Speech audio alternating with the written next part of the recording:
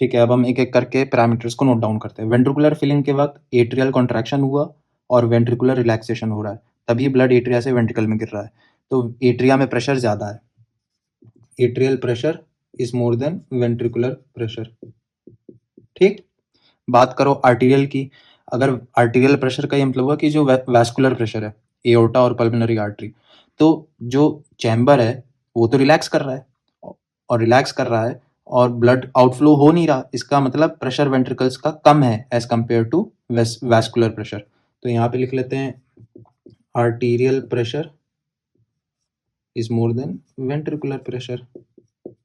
ठीक है, बात करो एवी वॉल्व्स की। अब ब्लड तो एट्रिया से वेंट्रिकल में आ रहा है, तो एवी वॉल्व्स तो ओपन होने चाहिए। अब बात करो सेमिल्यूनर वॉल्व्स की, तो प्रेशर वेंट्रिकल्स में कम है as compare to vascular pressure. ठीक, तो इस वजह से ये वॉल्व्स क्लोज्ड हैं और इस वक्त एट्रियल कॉन्ट्रैक्शन हो रहा है, एट्रिया डिपोलराइज हो रहा है, तो ईसीजी में आपको पी वेव यहाँ पे कोरिस्पॉन्ड करेगा। उसी तरह से आइसोवोलेमेट्रिक कॉन्ट्रैक्शन की बात करो, अभी कॉन्ट्रैक्शन स्टार्ट हुआ है, प्रेशर धीरे धीरे बढ़ना स्टार्ट हुआ है। तो जब प्रेशर बढ़ना स्टार्ट होता है तो एट्रिया में प्रेशर्स तो बहुत लो लो होते हैं, इसमें 5 mm HG होता है, इसमें 0 to 4 mm मर्करी होता है। ठीक, तो जब कॉन्ट्रैक्शन स्टार्ट होता है तो ऑटोमेटिकली एवी वॉल्व्स क्लोज हो जाती हैं, क्योंकि बैक प्रेशर की वजह से ये एवी वॉल्व्स बंद हो जाती हैं, वेंट्रिकल का प्रेशर बढ़ रहा है। ठीक, और बढ़ते बढ़ते अभी तक थ्रेशोल्ड प्रेशर तक पहुंचा नहीं है, तो वैस्कुलर वैस्कुलर वॉल्व्स जो हैं आपके, जो क्या कहते हैं सेमिल्यूनर वॉल्व्स हैं, वो क्लोज्ड हैं। तो अब देखो एट्रियल और वेंट्रिकुलर प्रेशर में देखोगे तो एट्रियल प्रेशर में तो इस तरह से आपको ventricular pressure is more then atrial pressure, तभी तो आपके एवी वॉल्व्स बंद हैं।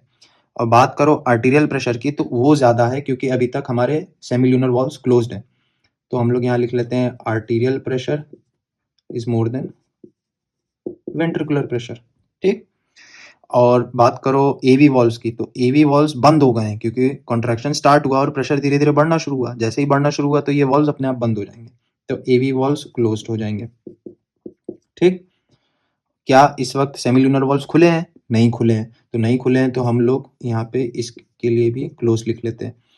अभी कॉन्ट्रैक्शन स्टार्ट हुआ है, तो कॉन्ट्रैक्शन स्टार्ट हुआ है इसका मतलब वेंट्रिकुलर डिपोलराइजेशन स्टार्ट हो गया है, तो ये आपको QRS वेव यहाँ से बनना स्टार्ट हो जाती है ईसीजी में। ठीक है, और वंस एक बार ये pressure ventricular pressure threshold pressure मतलब वैस्कुलर प्रेशर से ज्यादा हो गया तो ये सेमिल्यूनर वॉल्व्स खुल जाएंगे और इजेक्शन स्टार्ट हो जाएगा, वेंट्रिकुलर इजेक्शन। ठीक है, तो जब ये कॉन्ट्रैक्ट करेगा तो तब भी एट्रियल प्रेशर कम रहेगा वेंट्रिकुलर प्रेशर से। ठीक, और आर्टीरियल प्रेशर अब कम हो जाएगा क्योंकि हमारा अब वेंट्रिकुलर प्रेशर बढ़ गया है more than the vascular pressure या आर्टीरियल प्रेशर। ठीक, थ्रेशोल्ड से ज़्यादा हो गया। तो जब प्रेशर ज़्यादा हो गया तो अब सेमिल्यूनर वॉल्व्स खुलेंगी और आपके जो ये वाले वॉल्व्स हैं ये बंद हो जाएंगे, ये तो बंद रहेंगे ही, एवी वॉल्व्स बंद रहेंगे। ठीक, और सेमिल्यूनर वॉल्व्स खुल जाएंगे। ठीक, और डीपोलराइजेशन चल रहा है वेंट्रिकल्स का तो QRS वेव ही दिखेगा। ठीक, अब ये समझ में आ गया वेंट्रिकुलर सिस्टोली कहाँ में। अब जैसे सिस्टोली कंप्लीट हो जाएगा तो धीरे धीरे हार्ट अब वेंट्रिकल्स रिलैक्सेशन मोड में स्टार्ट करेंगे। रिलैक्सेशन स्टार्ट होगा, उसी को आइसोवोल्यूमेट्रिक रिलैक्सेशन बोलते हैं। तो आइसोवोल्यूमेट्रिक रिलैक्सेशन के वक्त तो रिलैक्सेशन स्टार्ट हुआ तो प्रेशर धीरे धीरे ड्रॉप होने लगेगा वेंट्रिकल्स में। तो जब प्रेशर ड्रॉप होने लगेगा तो थ्रेशोल्ड प्रेशर से कम हो जाएगा प्रेशर, तो अपने आप सेमिल्यूनर वॉल्व्स बंद हो जाएंगी। ठीक है, और प्रेशर गिरते गिरते गिरते गिरते आइसोवोल्यूमेट्रिक रिलैक्सेशन में तो अभी भी प्रेशर एट्रिया से कम नहीं हुआ है वेंट्रिकल में, तो उस केस में atrial pressure is less than ventricular pressure, अभी भी वेंट्रिकुलर प्रेशर ज़्यादा ही रहेगा। ठीक है, क्योंकि जस्ट रिलैक्सेशन स्टार्ट हुआ है आपका, और आर्टीरियल प्रेशर वापस से ज़्यादा हो जाएगा क्योंकि ड्रॉप अभी स्टार्ट हुआ है। ठीक है, बात करो एवी वॉल्व्स की, तो एवी वॉल्व्स क्लोज रहेंगे। ठीक, एवी वॉल्व्स तो बंद रहेंगे इसमें रिलैक्सेशन में। ठीक है, और सेमिल्यूनर वॉल्व्स जो रहेंगे आपके वो भी बंद हो जाएंगे। ठीक है। और ईसीजी पैटर्न में ये रिलैक्सेशन में जा चुका है, तो रीपोलराइजेशन ऑफ वेंट्रिकल्स हो रहा है, तो हमें पी वेव दिखेगा। ठीक। अब ध्यान देने वाली बात यह है कि ये टेबल मैंने तैयार कर लिया। मैंने ये टेबल इसलिए तैयार किया है कि मैं आपको ये समझा सकूं कि किस मैकेनिकल फेज में कौन सी साउंड आती है। तो अगर तुम ध्यान से देखोगे तो वेंट्रिकुलर फिलिंग के वक्त, ठीक है, हमारे एट्रियोवेंट्रिकुलर वाल्व्स ओपन थे और सेमिल्यूनर वाल्व्स क्लोज थे। ठीक है।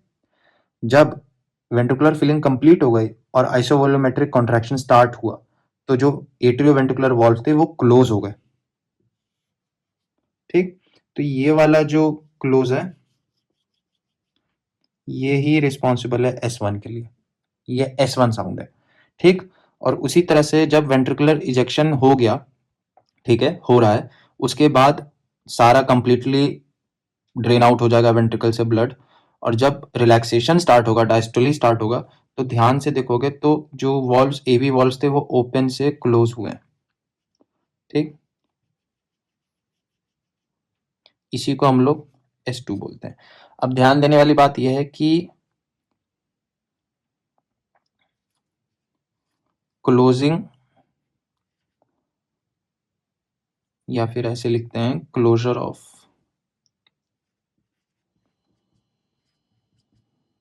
वॉल्व्स मेक्स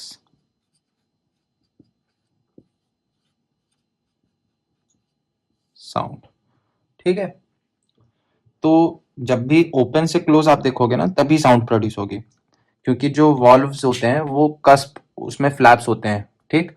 तो वो मल्टीपल फ्लैप्स से बना होता है वॉल्व। ठीक। तो जब ये बंद होता है ना वॉल्व, तो आवाज आएगी। ठीक है। और जब ये खुलेगा तो आवाज नहीं आएगी। अब मान लो वॉल्व ऐसे है और ब्लड ऊपर से नीचे आएगा, तो ये ऐसे खुलेगा तो आवाज तो आएगी नहीं। लेकिन जब ब्लड ड्रेन होने के बाद ये इलास्टिक रिकॉइल की वजह से ऐसे वापस से बंद होगा, तो क्लोज होगा। तो जब बंद हो जाएगा वॉल्व तो आवाज आएगी।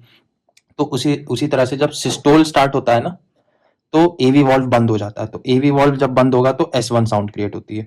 एवी वॉल्व बेसिकली आपके लेफ्ट साइड पर आपका माइट्रल वॉल्व होगा और राइट साइड पे ट्राइकस्पिड वॉल्व होगा। तो closure of tricuspid and bicuspid valve leads to S1, and closure of aortic valve along with pulmonary valve leads to production of S2 sound। तो basically आपको ये यहाँ पे मैंने फेजेस बताए और S1 S2 कैसे प्रोड्यूस होता है। अभी आगे हम लोग कुछ और डिटेल्स देखते हैं कार्डियक साइकिल से related. Thanks for watching and stay tuned.